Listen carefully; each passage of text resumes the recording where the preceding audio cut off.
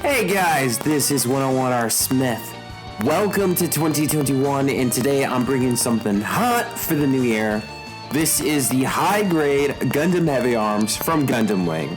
Now, it's great to finally see the TV version of the Wing Boys finally reach some sort of model kit form. Yes, a lot of us would love to see the Master Grades get TV versions, but they're all obsessed with EW, so this is pretty much the best we can get. And it's been pretty good. Obviously, Hero got his high-grade kits years ago, but now we're seeing the other four get their model kit variants.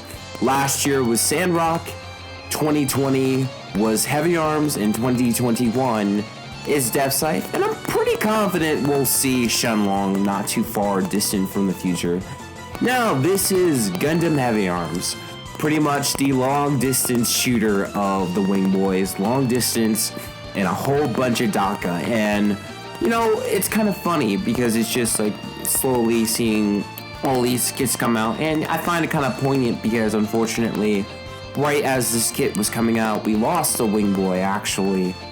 Kirby Boros, who voiced Trowa in Gundam Wing and also did Inuyasha and was even Goku in the Canadian dub of Dragon Ball Z, unfortunately passed away towards the end of 2020, only in his early 40s, which is pretty sad because it's just someone that young, and as far as we could tell, someone that healthy shouldn't be going. However, he probably did voice a little bit for the new Inuyasha anime that's going to come out, the sequel anime. So it's just kind of fitting that I get to review this kit right after he passed away, but it's unfortunate because it's always just sad to see someone who was a part of your childhood, whether they drew an artwork or voiced the character you really connected to, unfortunately pass away. It just, you know, it kind of reminds you of mortality and just to appreciate the people around you. But I'm not a philosopher, I'm a model kit reviewer, and we've already had enough downness in 2020. Let's keep it on the positive, so why don't we open up the box and see what we have here. All built up, and now we have Heavyarms in high-grade fashion. I gotta say that he matches up to his anime counterpart very well. Strictly TV version. It's the basic Heavyarms that you saw within the first half of the anime. This is not the Kai. And overall, from the bright red to the bright orange, the white, and the little bits of yellow really help bring out its unique color scheme. And the proportions are just slightly slimmed down. It's not as boxy as its 1995 counterpart. I kind of like it, the kind of old school kits kind of get a slightly modernization, and it fits pretty well. There are 2 points that we are going to have to talk about in terms of color separation. First off, this kit comes with a decent amount of stickers, which can be pretty appalling for a high grade. It kind of rides a nice line between obnoxious and understandable. The yellow on the vents on the chest, unfortunately, are stickers. I did try to paint it, but my yellow Gundam marker is dead, so I had to pretty much just use the stickers. I did paint the dark gray on the knees on the vents because it's just, the stickers kind of look weird and wonky. I think I did a pretty nice job with hand painting them with the brush. And then of course the blue trim on the chest, those were stickers. I tried to use a Gundam marker for that. It was fine when I applied the Gundam marker, but then when I put the semi-gloss coating in order to do the panel lining, it started to just dribble out on itself, and I don't understand why. If anyone on the comment section below can talk to me about why that happened, because that was pretty weird. And it didn't even do that with the hand-painted gray parts on the knee, even though that was hand-painted with Tamiya paint. So I guess Tamiya paint is good for semi-gloss, but Gundam markers aren't. Whatever. But overall, if you can hand paint some of those finer details, you're going to get as screen accurate as possible version of the Heavyarms that you can get. And even if you use the stickers, it's still going to look pretty good. But why don't we stop talking about the looks and start talking about the articulation? As we always do, we start with the head. The head can go up and down. It's a polycap joint, double jointed neck, and can go 360 degrees, no problem, to the point where sometimes it can come across as a bobblehead. But still, it's tight enough and you get everything you want. The arms are connected to a polycap, and once you can mount the polycap, you can go 360, no problem. The arms are your typical arms. You're going to get a bicep swivel and a double jointed elbow, which is always helpful here. The hands are connected to a polycap. It's a ball joint and can go 360 degrees. The waist, you are going to get a very easily accessible 360 degrees. Front skirts are connected together, but you can always modify that. Side skirts are connected to polycaps, and the back skirt is connected right in. And it's got the same kind of functional hinge joint that the Sandrock has, which is understandable since it's using a lot of frame parts from Sandrock. You're going to get a nice split here. Not quite parallel, but you're going to get a nice joint. The legs can go pretty far out. You're going to get a nice double jointed knee. You're going to get 2 joints on the ankle, which will give you a nice pivot. And you're going to get some shin ankle guard movement on the side.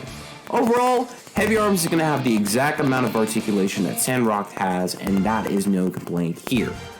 It's accessory time, and there's only 2, but they are very prominent to talk about. And the first one is the Swiss Army knife that is connected to Heavyarms' right arm. It's pretty much just going to come in a dull gray. I decided to, once again, hand paint some of the detail. I gave the blade a silver touch with a Gundam marker. Not as nice as the Tamiya pink, but I think it got the job done quite well. With the Swiss Army knife, it's Heavyarms' one kind of short range or mid-range weapon, so it can protect itself when Trowa inevitably runs out of ammo.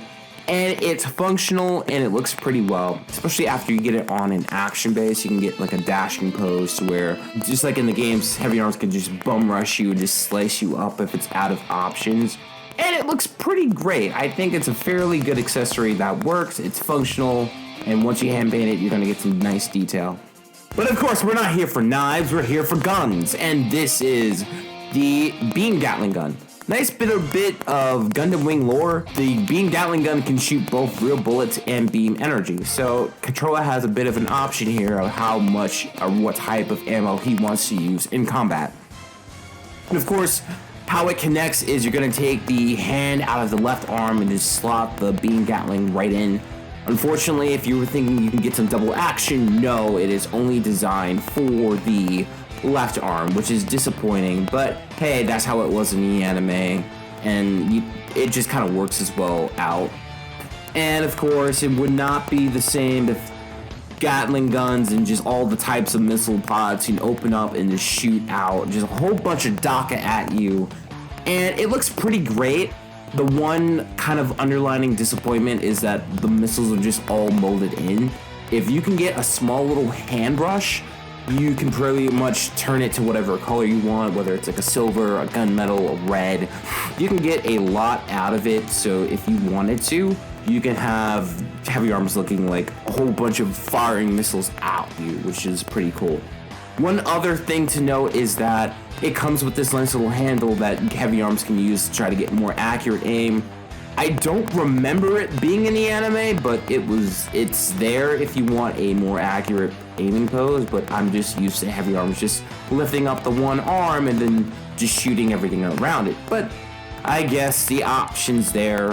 One bonus is that the Beam Gatling gun comes with a connector piece, so that when Trowa inevitably runs out of ammo and his Beam Gatling gun becomes dead weight, he can connect it to the back of his backpack, which it gives a pretty nice look whenever you want to pose Heavyarms in a different way outside of that.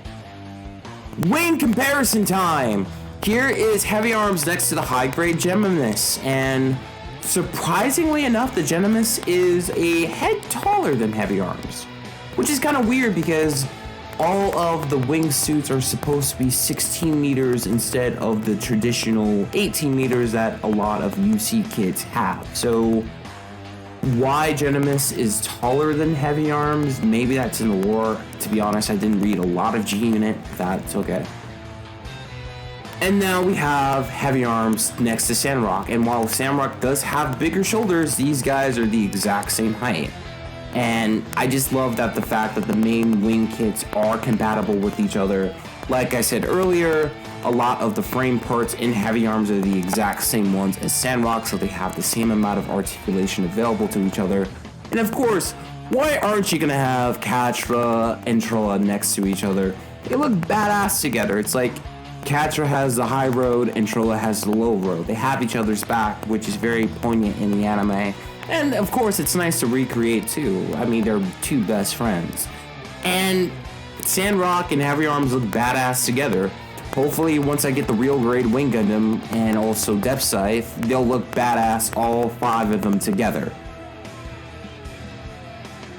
Now, back in the day, this used to be the final thoughts part of the review, and that's still true to an extent, but you guys asked for it. You guys wanted a ranking system. You ask it, and I give it. And the ranking for stylish combat that the Heavyarms high grade has is a badass. I feel as a high grade, Heavyarms does everything that you expect out of a modern high grade. It's functional, mostly color accurate. It has neat accessories, even though there's only 2, but you can't fault the model kit. It came with everything that was in the anime. And I'm always a proponent of I want everything that was in the anime. And it's a good look. However, the more finer details, you are going to either have to hand paint with paint or Gundam marker, which is a little disappointing, but you still got to understand this is not a master grade, this is a high grade. In terms of what this could be, or in terms of the future, you know Heavyarms Kai is coming, and I think a lot of people are more of a fan of Heavyarms Kai than Heavyarms, but inevitably it will be P Bandai, just like Sandrock Kai was, which is understandable. I know P Bandai gets a lot of hate, but you gotta understand that the differences between Kai and the normal sets of Sandrock and Heavyarms are very minute. It's just more thrusters on the sides, slightly modified backpacks, and 1 or 2 weapons. Sandrock's case, it was the beam machine gun.